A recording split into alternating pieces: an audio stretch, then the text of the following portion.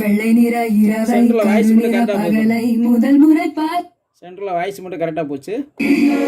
இப்போ என்ன செய்ய போகிறோம்னா, ஃபஸ்ட்டு இந்த ப்ரீசெட் இருக்க சைடு இன்புட்டு நம்ம சால்டிங் பண்ணோம்ல, அதை இந்த போர்டில், அதாவது மினி டிகோடர் போர்டில் அவுட்புட்டில் கனெக்ஷன் பண்ணிடுறீங்க. அவ்வளோதான். இப்போ இந்த போர்டை இங்கே ஃபிட் பண்ணுறதுக்கு முன்னாடி கெப்பாசிட்டி வந்து இதில் டச் ஆகாமல் ஒரு சின்ன ஒரு வைஸரோ இல்லாட்டா ஒரு சின்ன ரப்பர் சீட்டோ ஏதாவது ஒன்று உங்களுக்கு எது இருக்கோ அதை வச்சுக்கோங்க. நான் வந்து ஒரு மைக்கா வாசரை வைக்கிறேன்.